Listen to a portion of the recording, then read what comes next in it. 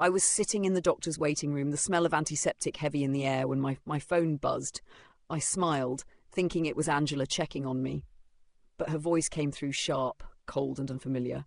"Mom, listen, Edward and I sold the lake house and the Cadillac. We needed the money for our trip to Europe. Don't worry. You'll be fine. Bye." The line went dead, just like that. No explanation, no comfort.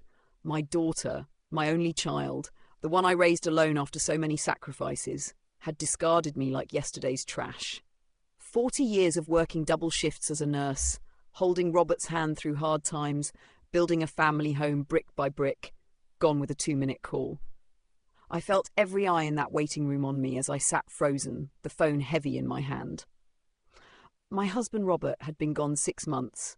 He died at our breakfast table, smiling, whispering, "Good morning, my love," before his heart failed. Since then, I believed Angela's smiles meant care, that her visits were love. Now I understood they were convenience. The lake house wasn't just wood and paint. It was summers of laughter, birthdays on the porch, Robert grilling fish by the water, and that Cadillac. He polished it every Sunday, humming gospel hymns as if it were a sacred ritual. My Angela knew what they meant. Still, she sold them. But what she didn't know was that Robert left me something. An envelope, a secret waiting in my dresser drawer, my lips curled into a strange smile. She thought she had left me with nothing. She had no idea what game had just begun. If it were you, what would you do? Forgive or take revenge? My name is Gloria Brooks, and I am 68 years old. For most of my life, I wore the white uniform of a nurse, clocking in before dawn and walking home long after the sun had set. 40 years in a city hospital taught me about pain, about resilience, about how fragile life could be. But nothing prepared me for the kind of wound that came not from illness, but from betrayal.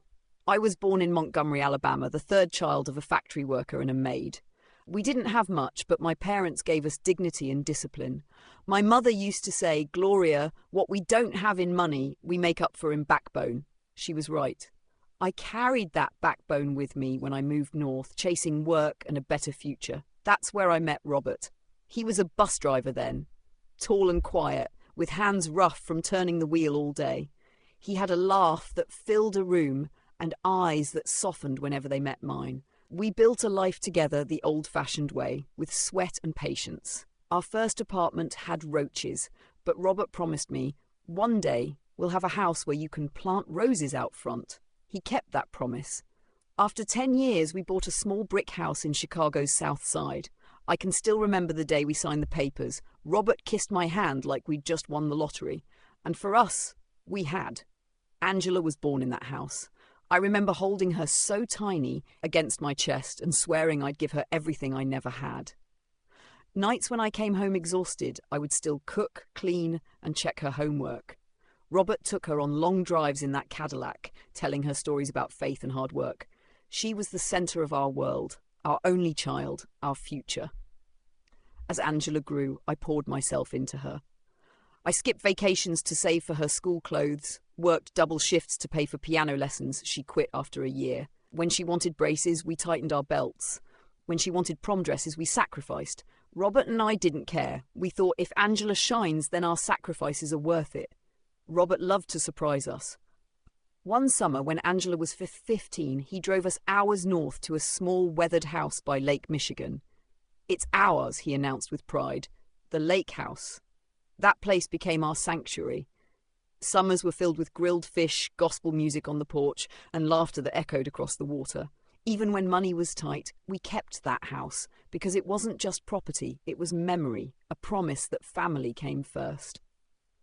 I thought Angela cherished those days. She would bring friends there, later boyfriends, and eventually Edward. I cooked for them all, washed their clothes, smiled as she paraded her life in front of us.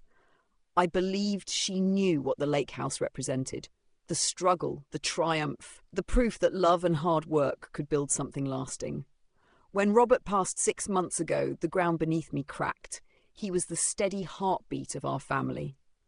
That morning, we sat at the kitchen table like always. He poured my coffee, kissed my forehead, whispered, "Good morning, my love." Then his chest seized, his breath stopped, and just like that, my partner of 45 years was gone. I screamed until my throat tore, but nothing brought him back. Angela stepped in then. She came by 3 times a week, carried groceries, told me to see the doctor. She smiled and said, "Mom, you need to take care of yourself now that you're alone." I thought it was kindness. I thought it was love. I clung to her presence like a lifeline, believing Robert had left me one gift, a daughter who would stand by me. But beneath her sweet words, I see it now. There was calculation. She was circling, waiting, measuring what she could take. I didn't recognize it then. My heart was too broken, my eyes too clouded by grief. I saw only the child I had rocked to sleep, the teenager I had prayed for, the woman I believed was still my daughter. I was wrong. And the day I found out just how wrong, my world shifted forever. But before that revelation, I was still Gloria, the nurse, the widow, the mother who believed in her daughter above all else. That was my mistake. That was my weakness. And it nearly cost me everything. I remember the days when our house was alive with joy, back when Robert was still with me, when Angela was little and her laughter echoed through the hallways. Life felt full. I would come home after 12 hours on my feet at the hospital, aching and exhausted, but the sound of Angela's piano practice would bring me back to life. Even if she only played for a few months, those notes stayed in my memory like a hymn. Robert would tease her, saying, "Baby girl, you're the next Aretha," and Angela would giggle, cheeks flushed. Sundays were sacred. Robert would wash the Cadillac, whistling, while I cooked greens and cornbread in the kitchen. Angela would run in and out, tracking dirt on my clean floors, but I never scolded her too harshly. I wanted her to feel free, wanted her to believe our home was the safest place in the world. After dinner, Robert would sit in his chair with Angela on his lap, telling her stories about his own childhood in Detroit, about how his mama worked 2 jobs but never complained. "Respect your family," he'd say. "Everything we got, we earned. Don't ever forget that." The lake house was our crown jewel. It wasn't big and it certainly wasn't fancy, but it held our happiest moments. Angela learned to swim in that lake. She celebrated her 16th birthday with sparklers on the porch, friends crowded around a cake I baked from scratch. At Christmas, Robert would haul a tree all the way up there, even when snow covered the road, just so Angela could wake up to presents by the fireplace. We didn't have riches, but we had each other. I thought Angela loved those traditions. I thought they were stitched into her soul. But somewhere along the way, the shine in her eyes turned into hunger. When she brought Edward into our lives, I tried to be supportive. He was charming, smooth-talking, the kind of man who always had a scheme. I had my doubts, but Angela was in love, and Robert told me to let her live her life. We welcomed Edward at the lake house, let him sit at our table, treated him like family. I see now that was a mistake. Still, I can't erase the picture in my mind of Angela as a little girl, sitting cross-legged on the living room floor, colouring while Robert read the newspaper. She would look up at me with those wide brown eyes and say, "Mommy, I'm going to buy you a big house one day." I believed her. That promise kept me going on the nights when I was so tired I could barely stand. Even when she grew into a teenager with attitude, slamming doors and rolling her eyes, I forgave her quickly. I told myself it was just a phase. When she got into trouble at school for skipping classes, I defended her, telling the principal she was under stress. When she said cruel things in anger, I swallowed my hurt. Because that's what mothers do. We love, even when it cuts us. After Robert died, I leaned on Angela more than I should have. Her voice, her presence, it felt like the only thread connecting me to the man I had lost. I cooked for her when she visited, made her favourite sweet potato pie, just to feel needed again. I mistook her convenience for compassion. Every time she smiled at me, I thought, Robert would be proud. But the truth was buried beneath those smiles. She wasn't visiting to check on me. She was circling like a vulture, waiting until my grief blinded me enough to sign whatever paper she placed in front of me. She was preparing the ground to take the very things Robert and I had bled for. If I close my eyes, I can still feel the warmth of Robert's hand in mine, the weight of Angela's head on my shoulder when she was small, the sound of her voice calling me Mommy. Those memories are sharp now, cutting, because they remind me of everything I gave. Every choice, every sacrifice, every dream deferred was for Angela.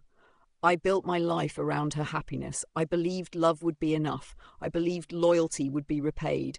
I believed my daughter would never see me as disposable. That belief carried me through decades.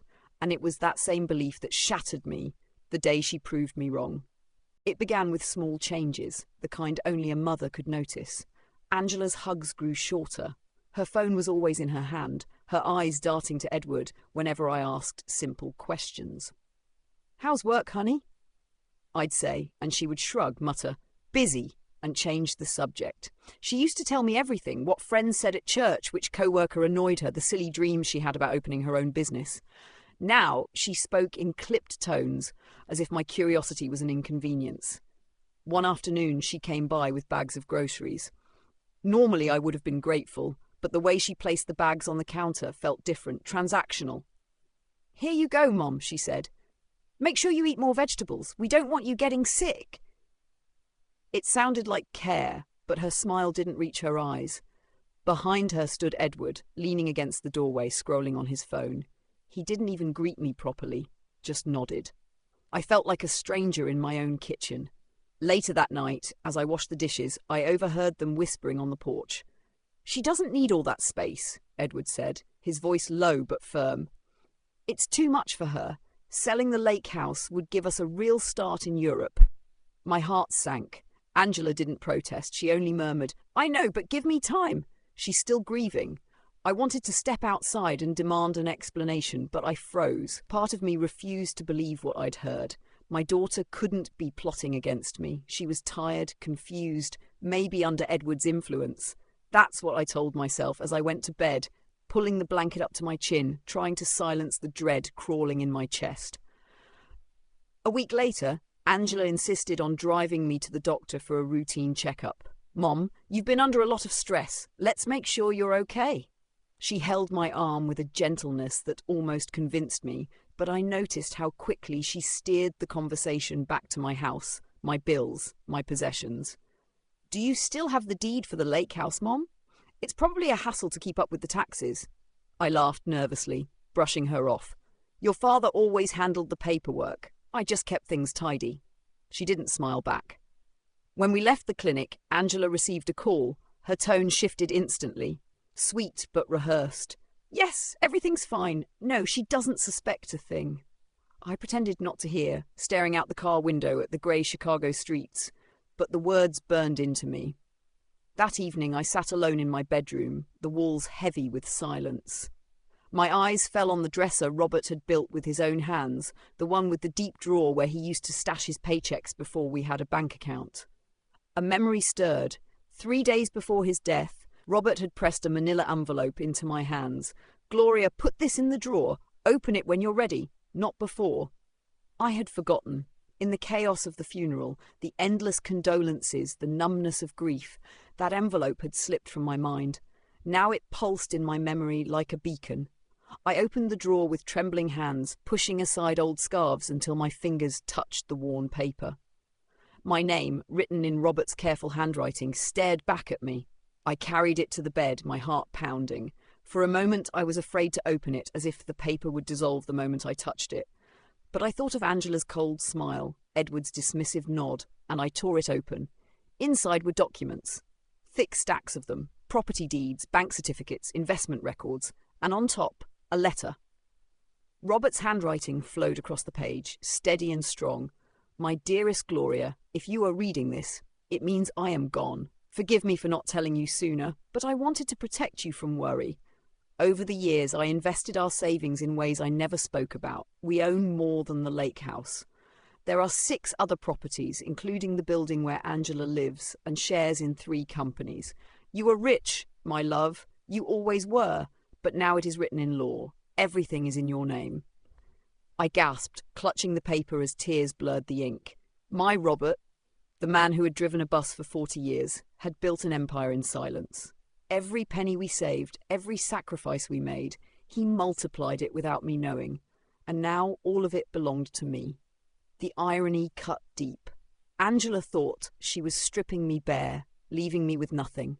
She had no idea I was the rightful owner of everything she and Edward envied. She believed she was clever, but she was a child playing with matches in a house made of gasoline. The next day, Angela came by again. She walked through the front door without knocking, glancing around as if taking inventory. "Mom, you really should consider downsizing," she said casually. "A smaller apartment would be easier for you, don't you think?" Edward stood behind her, nodding approvingly, like a puppeteer satisfied with his strings. I folded my arms. "This is my home. Your father and I built our life here." Angela sighed, her voice dripping with impatience. "I just want what's best for you." What she wanted was written all over her face. Control, ownership, the keys to everything Robert and I had worked for. That night, I lay awake in bed, the documents spread across my quilt. The papers felt heavy, not just with wealth, but with responsibility. Robert had trusted me to protect what he built, to guard it against anyone who might misuse it, even our daughter, especially our daughter. The realization hurt more than I could bear. But alongside the pain, something else stirred inside me. Resolve. I would not be discarded. I would not be robbed of Robert's legacy. Angela thought she had silenced me with one phone call. She was wrong. She had no idea her mother was about to fight back. The envelope never left my sight after that night. I kept it under my pillow as if Robert himself were there watching over me. Each time I unfolded the papers, I felt both awe and terror. The deeds bore my name, Gloria Brooks, typed neatly, notarized, stamped. There was the lake house deed, the downtown condo deed, the title for the very building where Angela and Edward lived. There were bank statements with balances that made me dizzy, numbers I had never seen in my life, zeros upon zeros. Robert, my simple bus driver, had been a strategist, a silent architect of a fortune. I spread everything on the kitchen table like pieces of a puzzle. It was then I realized what Robert had left me was not only wealth, but power. For 40 years I had lived thinking we were barely scraping by, pinching pennies, clipping coupons, stretching meals, and all along he had been multiplying our sacrifices. I felt betrayed that he never told me, but also grateful. He knew me too well. He knew I would have worried that I might have revealed too much to Angela. By keeping the secret, he protected us both. The letter was short, but its words weighed more than gold. "Gloria, don't let anyone take this from you, not even Angela, especially not Angela. She must love us for who we are, not for what we have." I clutched that line until my hands trembled. He knew. He saw in our daughter what I had been blind to. He knew she had a hunger in her, a restlessness that might one day turn against us, and he had prepared for that. The next morning I fixed myself a cup of coffee and sat staring at the documents. For the first time in months, my tears didn't fall from grief. They fell from clarity. My daughter thought she had stripped me of everything, when in truth she had no idea what she was dealing with. That afternoon, Angela called. Her tone was syrupy sweet, the kind she used when she wanted something. "Hi, Mom. How are you feeling today?" "I'm fine," I answered flatly. Good, good. Listen, Edward and I wanted to let you know that we've transferred some money into your account. 30% of the sale from the lake house and the Cadillac. We didn't want you left with nothing. 30% of my own property. She said it as if she were doing me a favour. "How generous," I replied, keeping my voice calm. "When do you leave?" "This afternoon. Edward found a great investment in Europe. We'll be gone for at least 6 months, maybe longer if things go well. But don't worry, Mom. We'll help you find a smaller apartment when we get back, something that fits your needs, fits my needs." The words stabbed like knives, as if I were a burden she had to manage, not the mother who carried her through this world. When the call ended, I sat with the phone in my hand and laughed harder than I had since Robert died. The absurdity of it all nearly broke me. Angela believed she had control, believed she had reduced me to a poor, defenseless widow waiting for scraps. She had no idea I owned the very roof over her head, the walls she decorated with her expensive furniture, the floor she walked on with her designer heels. I opened my laptop and checked my account. Just as she promised, the money was there, an insult disguised as generosity. They had undersold the lake house, desperate for quick cash. They had sold Robert's Cadillac for a fraction of its worth. They thought I would be grateful. Instead, I saw it for what it was, theft wrapped in condescension. For the next few days, I walked the neighbourhood in silence, nodding politely as neighbours whispered behind my back. Poor Gloria, they said. Her daughter left her. Such a shame. Even Lorraine, my closest neighbour, looked at me with pity. Honey, if you ever need food or help, you come knock on my door. I thanked her, but inside, I burned. Let them think I was pitiful. Let them see a widow abandoned. It was the perfect disguise.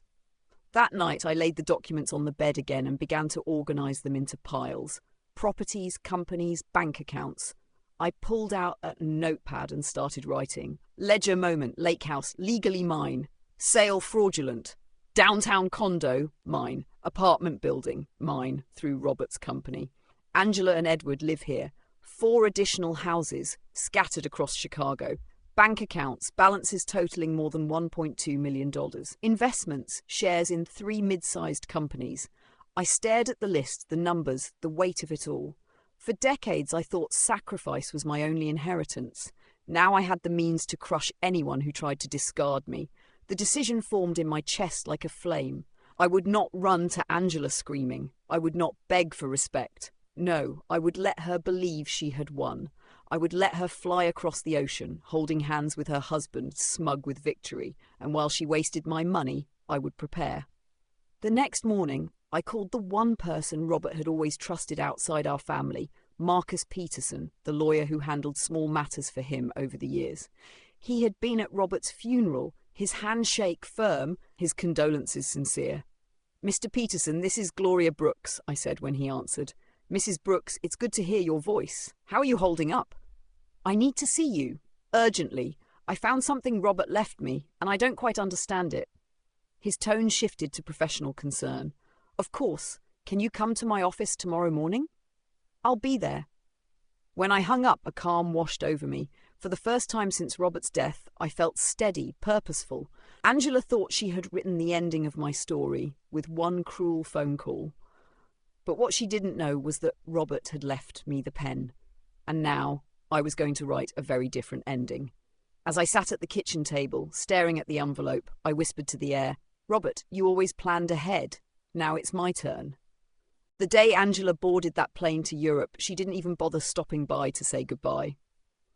I watched from my kitchen window as a cab pulled up outside her building.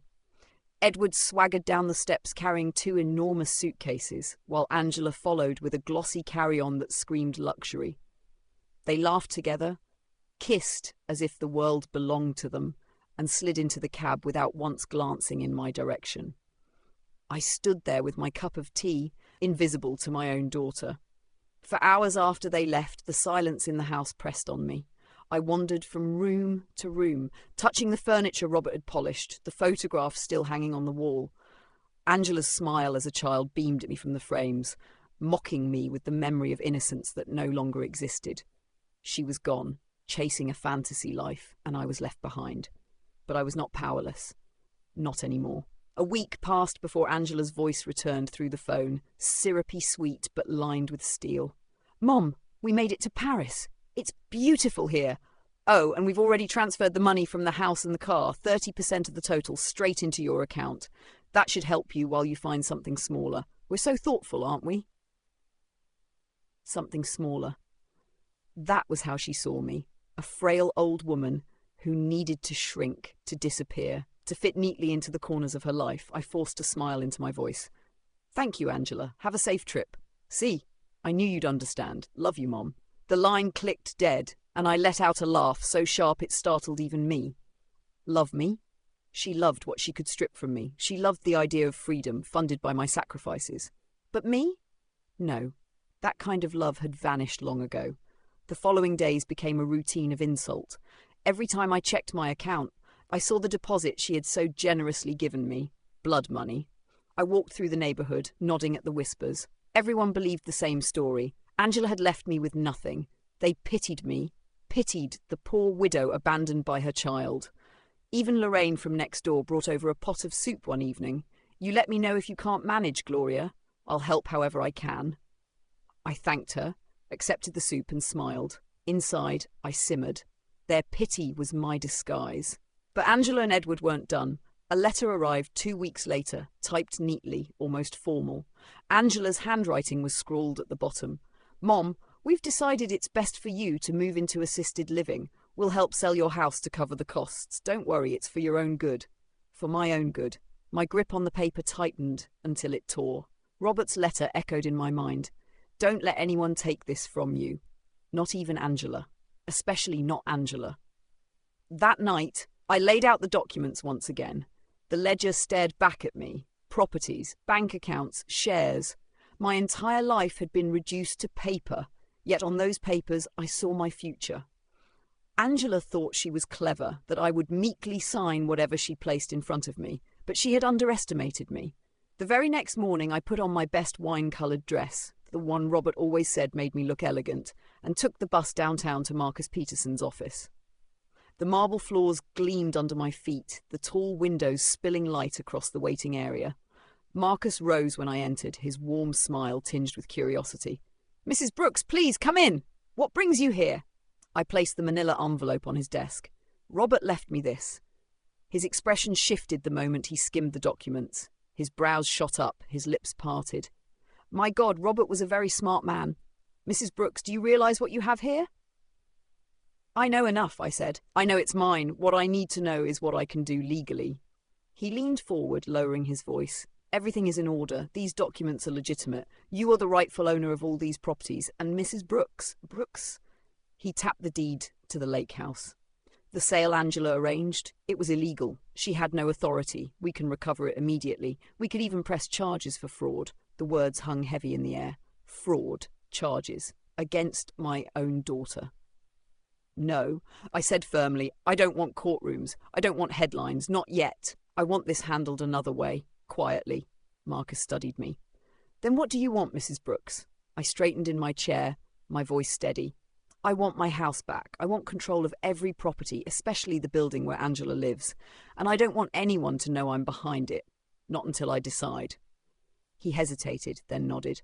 "It will take some time, but it can be done." "Do it," I said. When I left his office, I felt taller, stronger, as if Robert himself were walking beside me. The city streets bustled with people rushing, carrying their own burdens, their own secrets. Mine was heavier than most, but I carried it with purpose. That evening, Angela called again. She sounded cheerful, almost giddy. "Mom, we're having wine on the balcony in Rome. Edward says we'll triple our money in no time. Isn't that wonderful?" I let her talk. My eyes on Robert's documents spread across my kitchen table. I murmured, "Yes, honey, that sounds wonderful." What she didn't hear in my voice was the quiet promise I whispered once she hung up. "Enjoy it while you can." Weeks passed. Marcus called with updates. The fraudulent sale of the lake house had been overturned. The buyers were refunded and the property was legally back in my name. The Cadillac was more complicated, but he was working on it. The apartment building's ownership was being transferred directly to me. Piece by piece, Robert's empire was sliding back into my hands.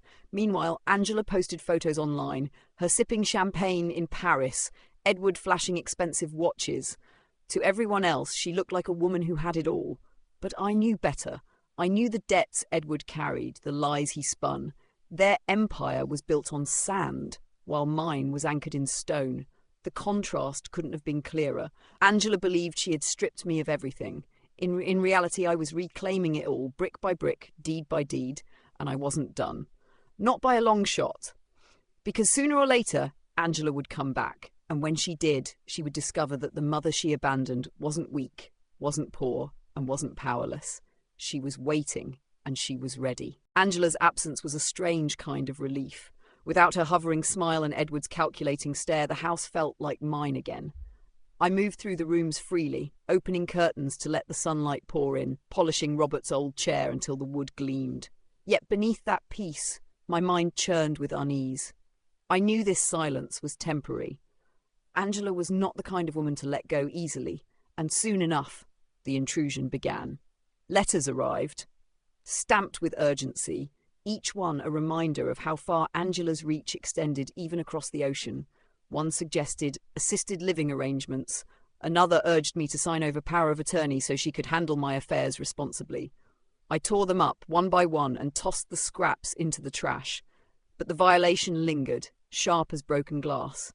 The neighbourhood watched me closely, pity in their eyes. At the corner store, Mrs. Jacobs lowered her voice. Gloria, honey, are you doing all right? I heard your daughter sold your car. I smiled tightly, answering only, I'm managing. People loved a story, and mine had become their entertainment. The abandoned widow, the mother cast aside, let them gossip. Their sympathy was my shield. Yet the real invasion was more intimate. Bills and financial documents began arriving at my door in Angela's handwriting, thinly veiled attempts at control. One afternoon I opened an envelope and found a typed ledger of my supposed monthly needs: groceries, utilities, medical expenses, each line calculated down to the penny. At the bottom, Angela had scrawled, Mom, with careful budgeting, you won't have to worry. We'll manage everything else. The insult stung. My life, my independence, reduced to a balance sheet created by the daughter I had raised. She thought I was a helpless child, incapable of handling the world without her guidance. She didn't know I was already handling far more than she could imagine. I laid Angela's ledger beside Robert's. The contrast made me laugh out loud. Hers was a list of crumbs, mine a feast hidden in plain sight. 6 properties, 3 companies, accounts that dwarfed her petty calculations.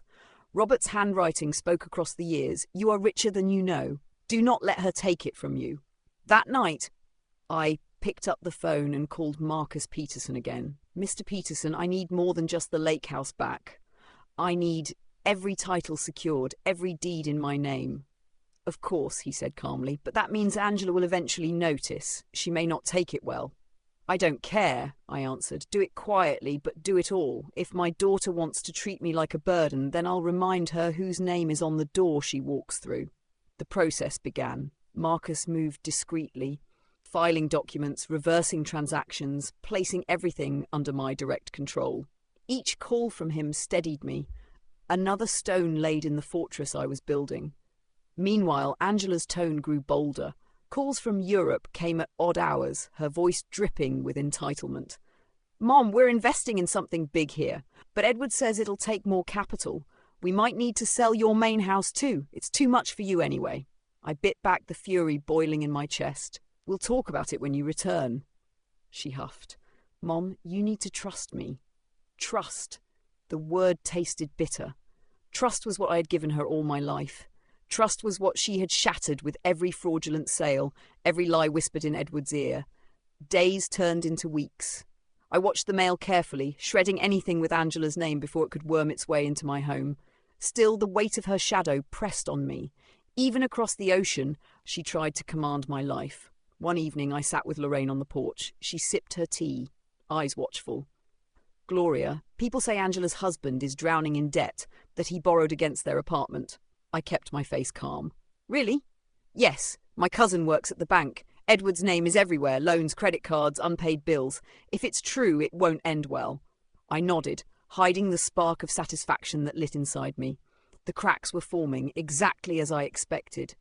That night I spread Robert's documents across the table again, arranging them carefully. The apartment building deed sat at the centre. The very walls Angela claimed as hers, the space she decorated with luxury, were mine. Legally, factually, undeniably mine. The power of that knowledge filled me with a strange calm. Angela thought she was stripping me of independence, but she lived in a house I could take from her with a single signature. She thought she was reducing me to a budget, but she was the one shackled to debts she couldn't escape. I realised then what Robert had done. He hadn't just left me money, he had left me a weapon.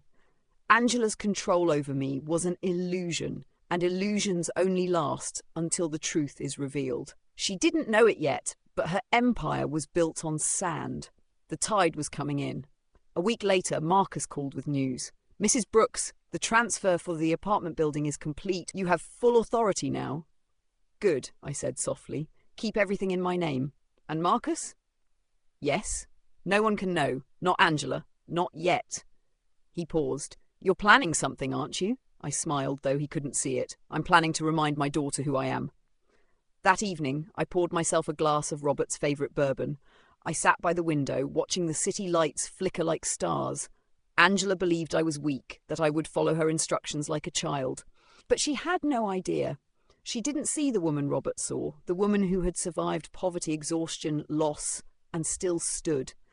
Angela thought she was in control, but soon she would learn that the mother she abandoned was not the victim in this story. She was the storm. The first time I told Marcus I wanted to meet with him face to face about taking legal control of everything, his eyebrows rose. "Mrs. Brooks, you already have control," he said. "Robert's documents are airtight. The law is on your side." I leaned forward across his polished desk. "No, Marcus. I don't just want control on paper. I want every lock changed, every account secured, every loophole closed. My daughter and her husband believe they can play games with me. I want them to realize the game was over before it began." He regarded me for a long moment before nodding. Understood. As I walked back to the bus stop that afternoon, the Chicago wind sharp against my face, I felt lighter. Every step was a declaration. I was not a pawn in Angela's schemes. I was the queen, and the board was mine. Still, the calls from Europe came regularly, slicing into my resolve like rusted knives. Angela's tone shifted depending on her mood. Some days she was affectionate. "Mom, I hope you're eating well. I miss you so much." Other days she was commanding. "Mom, don't forget to look into that senior apartment. Edward and I can't handle your house forever." Each time I answered with a calmness that must have unnerved her. "We'll see, Angela. We'll see." What she didn't know was that I had already instructed Marcus to begin the eviction process for her apartment. It felt brutal, almost unimaginable, forcing my own daughter out of her home. But was it truly hers? Robert's name, then mine, had been on the deed for a decade. Edward had borrowed against it recklessly, thinking it belonged to him. He didn't even know he was a tenant in my empire. Marcus called with updates. "The fraudulent sale of the lake house is fully nullified. The buyers received their money back and have no further claim. It's yours again." I closed my eyes, picturing the porch by the water, Robert grilling fish, Angela laughing as a teenager. That house was more than property. It was memory. Now it was back where it belonged. "And the Cadillac?" I asked. "That one's more complicated. Angela sold it under a power of attorney you signed, likely without realizing. We'll need to prove coercion or deception. But I'll handle it." I thanked him, hung up, and stared at the phone. Angela had tricked me into signing those papers during Robert's funeral when my mind was fogged with grief. I remembered her sliding a stack across the table, saying softly, "It's just for the funeral expenses, Mom, don't worry." I had signed without reading. My trust had been her weapon, but now my trust was gone. One evening, Lorraine knocked on my door, her face flushed with gossip. "Gloria, did you hear? Edward's debts are catching up with him. My brother-in-law at the bank says he's being investigated. Loans, credit cards, he's drowning." I offered her tea, feigning surprise. "Really?" Poor Angela. Inside, my pulse quickened. The cracks in Angela's world were widening, just as I had expected. Later that night, Angela called from an unfamiliar number. Her voice trembled at the edges, though she tried to hide it. "Mom, Edward's business in Europe is complicated. We might need you to sign a few things to help us with the bank. Just temporary, of course, nothing serious." I kept my tone even. "Send them to Marcus Peterson. He'll handle everything." There was a pause, then a nervous laugh. "Oh, Mom, that's not necessary. It's just family paperwork." "No, Angela," I said firmly. "From now on, everything goes through the lawyer." Her silence on the other end was thick, suffocating. Finally she muttered, "Fine, suit yourself." The call ended, and I knew the distance between us had grown into a canyon. A week later, Marcus rang again. "Mrs. Brooks, it's done. You now have undisputed control over every property, and the eviction notice for Angela's apartment is prepared. We can serve it as soon as you approve." I stared at the papers on my kitchen table, the weight of the decision pressing on me. Could I really do it? Could I really force my own child to face the consequences of her choices so directly? I thought of Robert's last words, the way his eyes crinkled when he smiled at me that final morning. "Don't let anyone take this from you." His voice was clear in my head. Yes, I could. "Serve it," I told Marcus. That night, I couldn't sleep. I sat by the window, watching the city lights flicker, imagining Angela's face when she returned from Europe to find her home no longer hers. She would rage, she would cry, she would accuse me of cruelty. But she would learn. She would finally see that love is not a license to steal, that family does not mean immunity from consequence. And yet, beneath my determination, my heart ached. I remembered Angela as a little girl, clutching her teddy bear, whispering, "Mommy, promise you'll never leave me." I had promised, and in my own way I was keeping that promise. I would never leave her, but I would also never let her destroy what Robert and I built. When Marcus called again to confirm the notice had been filed, I whispered to myself, "It's done." From that moment, I was no longer the grieving widow waiting for pity. I was the keeper of Robert's legacy, the guardian of everything we had earned. Angela thought she had broken me with a single phone call from a doctor's waiting room. She thought I was powerless, stranded, left with scraps. But she was about to learn the truth. Her mother was not the victim. Her mother was the judge, and Judgment Day was coming. The day Angela returned was not announced with flowers or apologies. It came with whispers.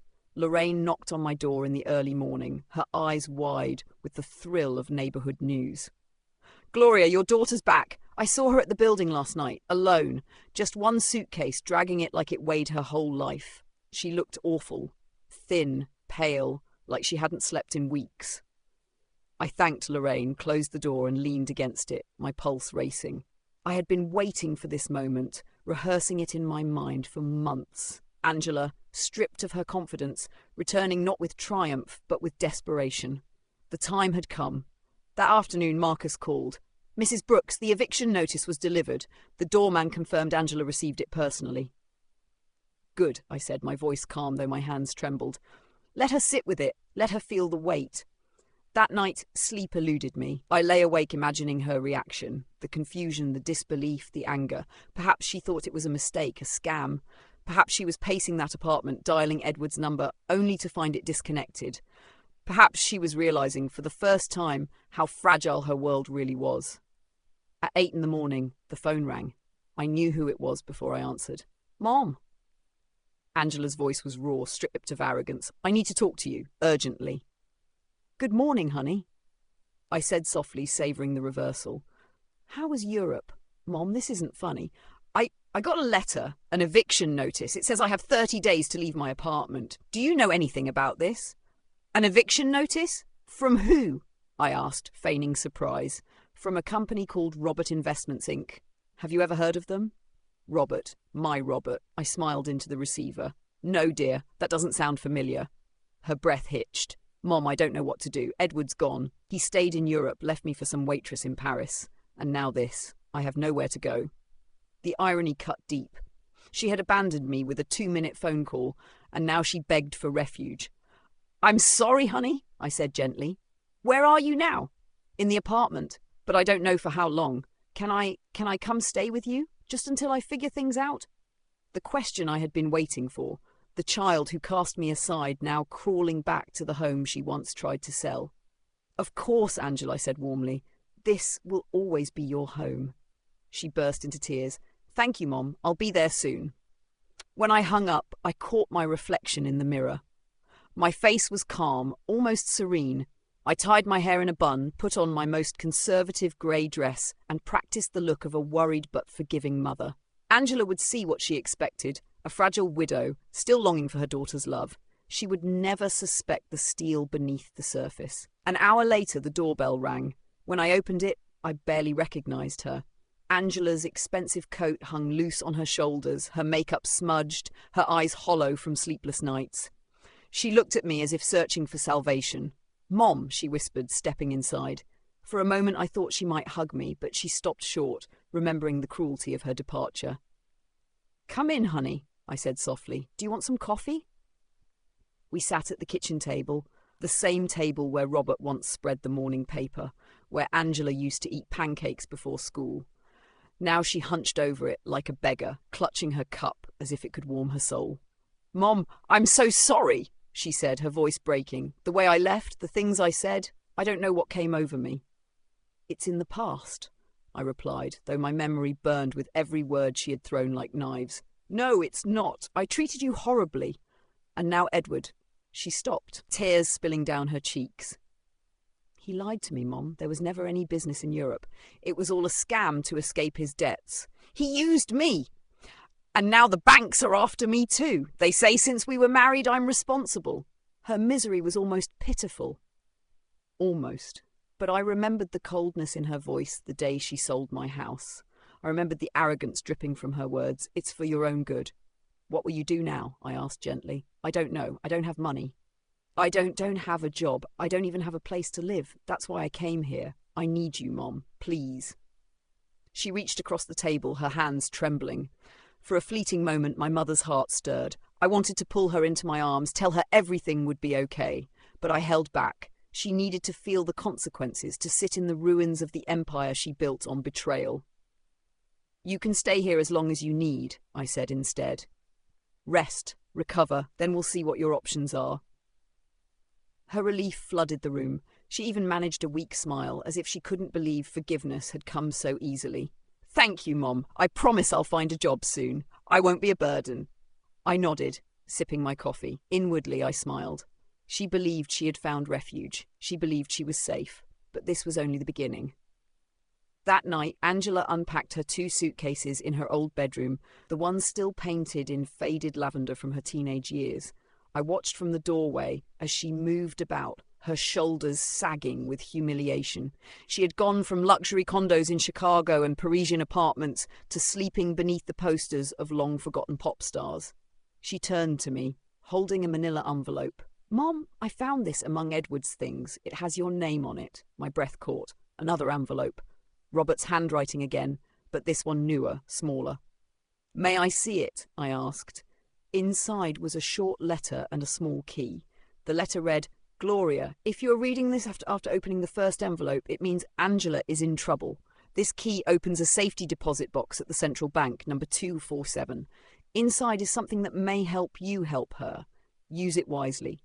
With eternal love, Robert. Angela gasped, reading over my shoulder. A safety deposit box? Dad had a safety deposit box. Mom, we have to go see what's inside. I closed the envelope slowly, my heart pounding. Robert, always one step ahead, always leaving me the tools to decide. Maybe, I said carefully. Tomorrow. Angela's eyes lit with desperate hope. She had no idea the game had already shifted. She thought salvation might lie in a box downtown. She didn't realize it had been in my hands all along. The next morning, Angela hovered in the kitchen like a restless child. She had cooked breakfast, burnt eggs and watery grits, but the effort itself surprised me. She set the plate before me, her hands trembling. Mom, after we eat, can we go to the bank? Please, I need to know what's in that box. I studied her face. There was no trace of the polished, self-assured woman who once barked orders over the phone. This was a woman stripped of illusions, clinging to the hope that her father had left her one last gift. All right, I said finally. We'll go. The walk downtown was quiet. Angela walked half a step behind me, her head lowered, as if ashamed to be seen. When we reached the bank, the marble lobby felt cold, impersonal. A clerk checked my ID, then led us to the vault area. The metallic clink of the key sliding into the safety deposit box echoed like a drumbeat in my ears. Inside were velvet pouches, glittering necklaces, heavy rings, and a letter. Robert's handwriting again.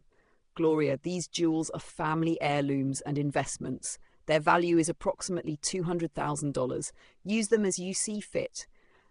They are yours, but if Angela is with you, consider whether they might help her learn what truly matters. Angela's gasp filled the small room. She lifted a necklace, emeralds catching the dim light. Mom, this is worth a fortune. We can sell these, pay off debts, get back on our feet. I closed the box slowly. Are you sure you want to use your father's inheritance to pay Edward's debts? What choice do I have? She snapped, then softened. If I don't pay something, the banks will take everything. They'll ruin me, Mom. I said nothing, only handed the jewels back to the clerk for safekeeping. On the bus ride home, Angela stared out the window, clutching the envelope to her chest as if it were life itself. That night, she spread the jewels across the kitchen table, scribbling numbers on scraps of paper. If I sell this necklace, I can get $50,000. The rings may be $30,000. It's not enough for everything, but it'll keep the collectors at bay. Her voice carried desperation, but her eyes still gleamed with calculation. Even now, she thought only of Edward, of salvaging his wreckage. I watched her carefully. She had not yet learned. Later, as she slept in her old room, I sat with a glass of bourbon and called Marcus. I need you to dig deeper into Edward's debts, I told him. He sighed. It won't be pretty, Mrs. Brooks. but I'll get the full picture." 3 days later, his voice was grave over the phone. "It's worse than I thought. Edward owes over $200,000 to multiple banks and private lenders. Some of the documents have Angela's forged signature. Legally, she's responsible, unless we can prove fraud." My grip tightened on the receiver. "Can we?" "With the right evidence, yes, but it will take time, maybe weeks, and it won't be cheap." "Do whatever it takes," I said. "But don't tell Angela." "Not yet." That evening, Angela returned from the jewellery store with a wad of cash and hollow eyes. $180,000, she muttered, counting the bills on the table. "It's not what I hoped, but it's enough to start." I watched her clutch the money, her hands shaking. She thought she was saving herself, when in truth, I was already saving her behind the curtain. Over the following days, Angela tried to live like someone responsible. She skipped dinners out, bought cheap groceries, even considered part-time work. Yet every choice was laced with regret, every word dripping with what she had lost. "If only Edward had been honest," she whispered one night. "If only I hadn't been so blind." I wanted to tell her then, to reveal that her father's empire still stood, stronger than ever, and that I was the one holding it. But I kept silent. She needed to hit rock bottom. Only then could she climb out on her own. One night, she broke down completely. She sat at the kitchen table, tears staining the paper she had been organising. "Mom, I ruined everything. I took your house, your car, your life, and for what? A man who left me in Paris with nothing. I'm sorry, I don't deserve your forgiveness." I reached across the table, laying my hand over hers. "You're still my daughter. That will never change." She sobbed harder, burying her face in her hands. For the first time, I felt a flicker of real remorse in her, not just fear. It gave me hope. But the lesson wasn't complete. Not yet. Marcus called again the next morning. "Mrs. Brooks, we found solid evidence. Edward falsified documents intentionally. With this, Angela can be cleared of all responsibility, but I'll need your approval to proceed." I stared out the window, watching Angela sweep the porch, her shoulders slumped. "Proceed," I said quietly. "But don't tell her. Not until everything is final." When I hung up, I whispered to myself, "Soon, Robert, soon she'll understand." Angela came inside, her face flushed from the effort. She looked at me with tired eyes. "Mom, I got offered a night job cleaning offices. It's not glamorous, but it's something," I nodded. "Take it. Work is work. It will teach you what money never could." She managed a faint smile. "Maybe you're right." That night, as she left for her first shift, she paused at the door. "Thank you for letting me stay here, Mom, even after everything." I watched her walk away, her shoulders squared with determination, and I knew then the transformation had begun. Angela thought she was fighting for survival, clinging to scraps of jewellery and part-time wages. She didn't know the truth, that her mother held the keys to an empire, that her father's foresight had already freed her from ruin. But soon she would know, and when she did, she would never look at me the same way again. The knock at the door that afternoon was sharp, insistent, too precise to be Lorraine dropping off gossip. I opened to find a woman in a navy blazer with a laminated badge on a chain. Her smile was professional, practiced. Behind her stood a man in a plain suit, his posture official. "Mrs. Brooks?" the woman asked. "I'm Carla Hayes with Adult Protective Services. This is Detective Reyes with the 7th District." My stomach went cold. "Is something wrong?" I asked, keeping my voice steady. Carla's smile softened. "We received an anonymous report alleging possible financial exploitation and neglect. Someone expressed concern that you may be being taken advantage of and that your daughter may have sold property without proper authority." For a beat, the words did not land. Then they hit like stones. "Who would?" I started. The room blurred for a second. The kitchen tiles, the photograph of Robert smiling on the mantel. "I'm fine. I handle my affairs." Detective Reyes folded his hands. "We're required to follow up on any report. It's routine. We'll ask you some questions and do a welfare check. Could we come in?" Angela, who had been in the living room folding a shirt, stood up so fast she knocked the table. "Mom, I didn't." Her voice wobbled between panic and forced composure. "I called because I was worried about you leaving everything unattended." Carla inclined her head.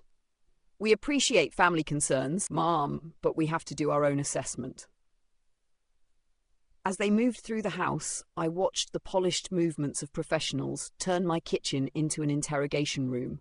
They asked about my medical history, who visited, where my money came from. I answered each question with the truth, though truth suddenly felt like a fragile thing that could be bent by a shred of paper or a whispered lie. Then Detective Reyes asked the one question I hadn't expected. Do you have any documents proving ownership of your properties? I felt panic for a moment. What if the envelope had been misplaced? But the manila packet lay safe in my dresser drawer. Robert's handwriting still looked like a promise on the front. I reached for it, hands unsteady, and pulled it from under my pillow. Angela's face tightened when she saw me reach. Is that yours, Mrs. Brooks? Carla asked. It is, I said. My husband left these for me. They took the papers carefully, reverent in their own way, flipping through deeds, bank statements, a letter in Robert's hand. Detective Reyes' brow furrowed.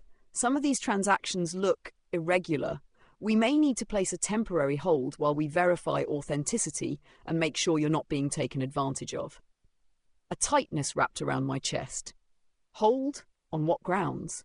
Well, Mrs. Brooks, Carla said, voice gentle, given the report and the need to ensure your welfare, we're going to request a temporary freeze on large transfers and sales tied to these properties until we complete our evaluation. That's standard procedure in suspected exploitation cases. Angela's eyes snapped to mine, and I read her confusion and panic, like open script. Mom, that's terrible. We were just trying to... She stopped herself. The truth was a jagged thing lodged in her throat. Detective Reyes closed the folder. Also, Mrs. Brooks, we'll need to arrange for a cognitive screening with a physician. It's standard to ensure you're making decisions that align with your capacity. We'll schedule it through the hospital. My heartbeat thudded so loudly I thought they could hear it. A cognitive screening? I echoed. I'm a nurse. I know what's involved. Carla's eyes were sympathetic but firm. It's just an assessment. It will take 30 minutes and then we'll know where things stand. As they left, the house felt different, smaller, like a stage on which a drama was unfolding without my consent. I sat at the table, the documents that had been in my hands minutes ago now out of reach, and Angela paced, her hands clasped tight. Mom, we have to tell them everything, she said. If they think you're being exploited... Her voice trailed off, the sentence unfinished and damning. No, I said. We tell them the truth. We say Robert left these to me. We say the sales were unauthorized. We say whatever needs saying, without adding a story that makes you the victim. She looked at me with something like hunger, an animal's desperation. They could keep your accounts frozen, she said. I'll be ruined. You'll be fine, I replied, more firmly than I felt. The freeze is temporary. Marcus will handle the legal paperwork. We'll cooperate. But I want the assessments to happen here, with me present. I won't be moved into some facility because someone decided I'm incompetent. That night, sleep refused me. I lay awake, listening to the city hum, thinking of Robert's last smile. An anonymous tip. Who would turn on me? My stomach twisted with the knowledge that the world was full of people willing to surf the tides of rumour for sport, and that sometimes the people closest to you could be the hand that shoved you in. The next morning, a nurse from the hospital arrived with a clipboard and bright eyes. Dr. Patel, she called herself, a geriatrician with a voice like sympathy and efficiency. The screening was clinical, and clinical felt invasive. She asked me to recall recent events, to draw a clock, to identify family members and where I lived. I answered each item with crispness. My years as a nurse had trained me to stay lucid under pressure.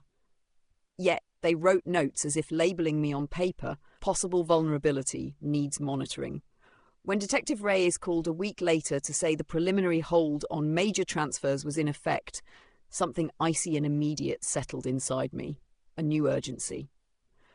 Marcus's calls were brisk. We can fight this, Gloria, but the temporary freeze complicates the process. We can't transfer titles while the investigation is open. We need to prove the sales were fraudulent and that you are competent to make your own decisions. And Angela, I asked. The question felt small and enormous at once. There's an anonymous complainant who claimed you were isolated and manipulated, Marcus said. We'll trace the origin, but it may involve subpoenas. There is the risk that the source is very close to home. A silence spread between us like a cracking glass about to split. I had planned a slow, controlled reveal, the mother who let her daughter fall so she could learn. I had not planned for outside hands, official, cold, to pry my life apart. Someone had taken my private war and dragged it into the public square. Late that night, Angela stood in my doorway, eyes rimmed red. "Mom, if this is about me," she began. "If this is about you," I cut in, not unkind but precise, "then tell the truth. You sold the lake house without authority, Angela. That is fraud." Her shoulders shook. I panicked. I didn't know what else to do when Edward... She choked on the name, and for a second I saw a face raw and fearful. "I thought I could fix it." "You thought you could fix it by breaking your mother," I said softly. "We will deal with the consequences." She nodded, a small defeated movement. "I didn't call APS," she whispered. "I swear to God." I believed her, and yet a line of doubt ran cold through me. Who had sent the report? Who had pointed a finger and turned our private reckoning into someone else's business? Outside, the city moved on indifferent to the tremor that had begun in my kitchen. A bureaucratic hand on my life, a temporary lock on my chances. The twist had arrived, unexpected, intrusive, dangerous. It forced my plan to speed up and to become uglier than I'd intended. But even as fear threaded through me, something steadier took hold. Resolve. If someone wanted to challenge my competence, I would show them my clarity. If they wanted to freeze my assets, I would thaw them with truth and law. Then the game had shifted, the rules were not the ones I chose. But I would play anyway, and I would win. The air in Marcus's office felt heavier than usual when I walked in with Angela at my side. She looked smaller somehow, diminished, clutching her purse like it was the last rope keeping her from falling. Marcus gestured for us to sit, his face composed but serious. On the desk lay 2 folders, one thick and worn, the other slim and crisp. "Mrs. Brooks, Miss Brooks," he began. "I have news, both good and bad. Which would you like first?" "Start with the bad," I said. Marcus nodded. The investigation by Adult Protective Services has officially frozen your major accounts and property transfers for 30 days. Until then, you cannot move funds or sell assets without approval. They want to ensure no exploitation is happening." Angela gasped. "But that means we can't." She stopped herself, cheeks flushing. Marcus continued. "However, the good news is this. We have undeniable proof that Edward falsified documents with your signature, Miss Brooks. That evidence clears you of liability for nearly all his debts. The remaining balances are solely in his name. He is being pursued internationally, and with the fraud charges in France, he will not be able to hide." Angela's mouth fell open. "So I'm free?" Marcus nodded. "Legally, yes, you won't have to repay Edward's loans, but the freeze on your mother's assets complicates things. We'll need to present these findings in court and show that Mrs. Brooks is both competent and in control." Angela turned to me, eyes shining with both relief and shame. "Mom, you saved me." I shook my head. "Robert saved you. He planned for this. I only followed his path." Marcus slid the second folder across the desk. Inside are the deeds, the bank statements, and the shares Robert left behind. "Mrs. Brooks, you own everything. The building Angela lived in, the lake house, multiple properties. You are, without question, a wealthy woman." Angela's hands trembled as she opened the folder. Page after page of evidence spilled out. Titles, balances, certificates. Her expression shifted from disbelief to shock, then finally to comprehension. "Mom," she whispered. "All this time you knew?" "Yes." Her eyes brimmed with tears. "You let me think we were broke. You let me scrub floors at night, cry myself to sleep, sell your jewels.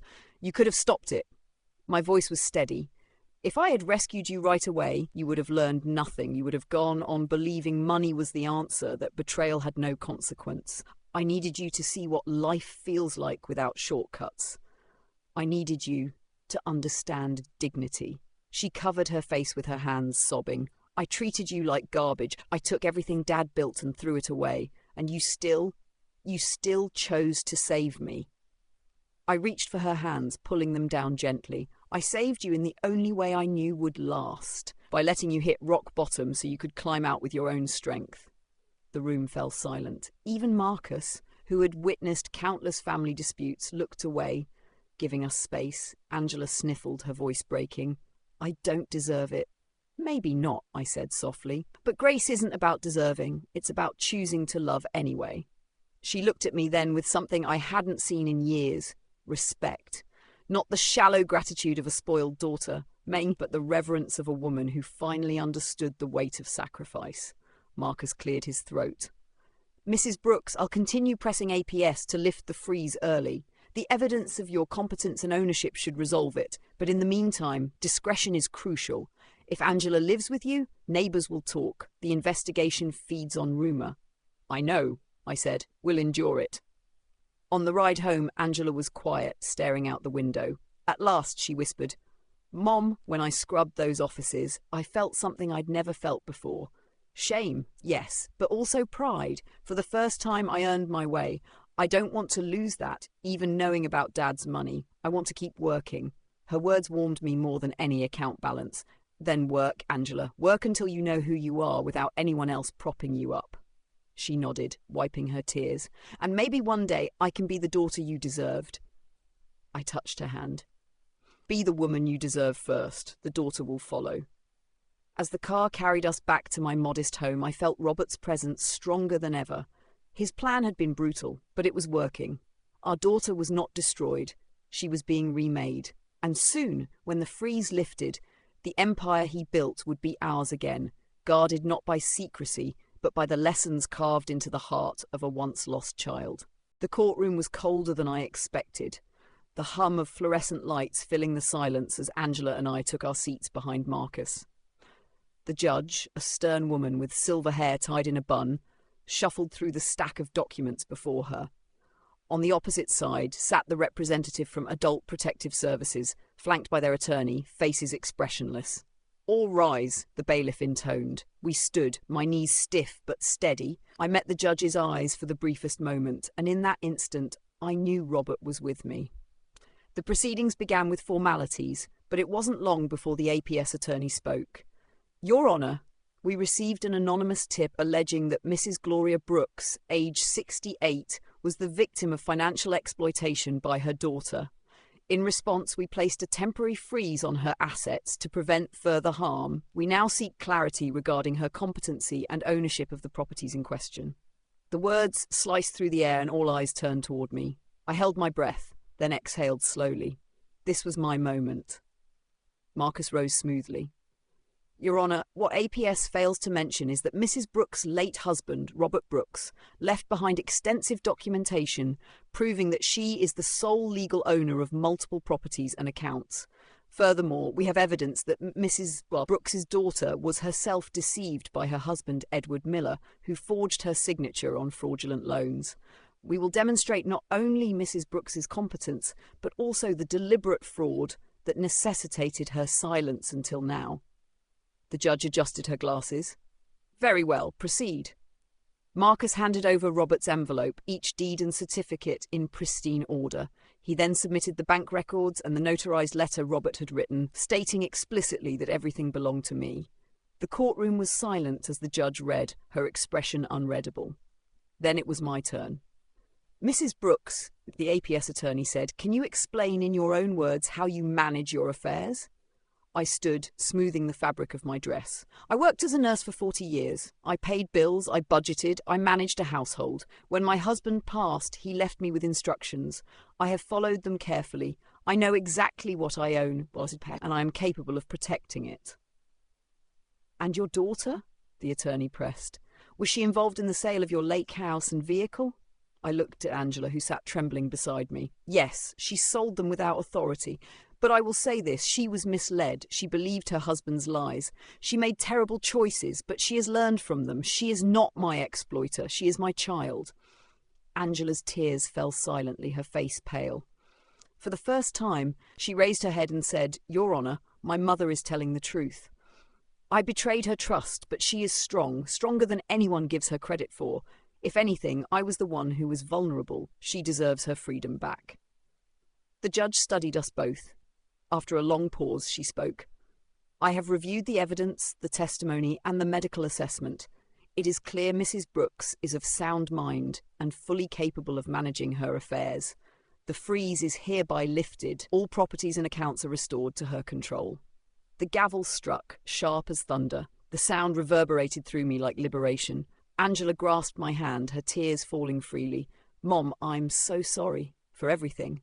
I squeezed her fingers, not with the blind forgiveness of before, but with measured grace. It's over now, but remember, Angela, every choice leaves a mark. What matters is what you do from here. As we left the courtroom, the winter sunlight broke through the clouds, spilling warmth on my face. For the first time since Robert's death, I felt whole again. The law had spoken, justice had prevailed, and I had not only survived, I had triumphed. Life after the courtroom felt strangely quiet, like the air after a storm. The papers were back in my possession, the accounts unfrozen, the titles secure. For the first time in months, I could walk through my home without the weight of suspicion pressing on my chest. But silence has its own questions, and mine came in the form of a daughter sitting across from me at the kitchen table, eyes red from crying, but clearer than they had ever been. "Mom," Angela said softly, "what happens now? Do I stay here forever? Do I try to start over somewhere else?" I sipped my tea, considering. "That depends on you. This is your home, yes, but I don't want you to stay out of guilt or desperation. You must decide whether to live as a woman who hides from her past or as one who rebuilds." She nodded, her hands twisting in her lap. "I don't want to run anymore. I thought I could escape everything with Edward. Money, responsibility, even you. But all I did was dig a hole deeper than I could climb out of. I need to face what I've done. I need to earn something for myself." Her words struck me like scripture. This was not the daughter who once sold my house with a laugh. This was a woman standing at the edge of redemption. "Then you must start small," I said.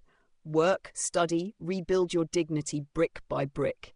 Your father left us wealth, but that wealth is not a cure. It is a test. It can rot you or it can strengthen you. The choice is yours." Angela's eyes filled with tears again, but this time they didn't fall. She reached across the table and took my hand. "I want to do better. I want to be someone Dad would be proud of, someone you can respect." I squeezed her fingers. "Respect is not given, Angela. It is earned. Every day." The following weeks brought changes neither of us expected. Angela kept her cleaning job, even though she no longer needed it. She said the work grounded her, reminded her of humility. She enrolled in night classes at the community college, talking about studying social work to help women who had been abandoned, women like her. Neighbours began to notice. Lorraine stopped me on the sidewalk one morning. "Gloria, I've seen Angela. She looks different, humble. I don't know what you did, but you brought her back down to earth." I smiled faintly. Sometimes the earth is the only place to build again. Inside, I watched Angela with a cautious hope. She cooked meals, washed dishes without complaint, even volunteered at the local church pantry. There was a gentleness in her now, born from suffering, shaped by consequence. And yet, doubt lingered. Could this transformation last? Or would the allure of money and easy escape tempt her again? Only time would tell. One evening, as the sun dipped low, Angela sat beside me on the porch. She looked at the horizon and whispered, "Mom, I know I don't deserve forgiveness, but can you ever truly forgive me?" I turned to her, my heart heavy with truth. "I forgave you long ago, but forgiveness is not the same as forgetting. The scars remain, Angela. They always will, but scars are proof we survived." She leaned her head against my shoulder, silent tears wetting my sleeve. For the first time since Robert's death, I felt something close to peace. Tomorrow would bring new trials, new choices. Whether Angela stayed on this path or strayed again, only she could decide. My role was no longer to shield her, but to witness her, to remind her of the cost of betrayal and the value of love. The story was not over, it never would be, but for now we were mother and daughter again. Not perfect, not whole, but alive, with the chance to begin anew. When the house finally grew quiet that night, I sat alone on the porch with Robert's old bourbon glass in my hand. The stars stretched wide across the sky, and I imagined his voice among them, calm and steady. "You did it, Gloria. You stood tall." Angela was asleep inside, in the same lavender-painted room she had once filled with teenage laughter. Now it held her shame, her lessons, and maybe her rebirth. She had fallen lower than I thought possible. But in falling, she had learned what I could never have taught her with words alone. Still, the question lingered in me like a splinter. Had I gone too far? I could have saved her months of suffering. I could have stepped in the moment she betrayed me. Instead, I let her feel the full weight of her choices. Was that cruelty, or was it the only way to save her from herself? The neighbours would never understand, and perhaps the world wouldn't either. They would see only a mother who allowed her daughter to stumble, who held her secrets close while her child drowned in consequences. But I know the truth. Sometimes the deepest love is the harshest teacher. And so I ask you, if it were your child, would you have done the same? Would you forgive so easily? Or would you let them suffer to truly learn? Tell me in the comments. Share your truth. But because this story is not just mine, it belongs to every parent, every child, every family who has walked the fine line between love and betrayal. If you believe these stories matter, don't forget to like, subscribe and support so more voices can be heard. The choice is yours, just as it was mine.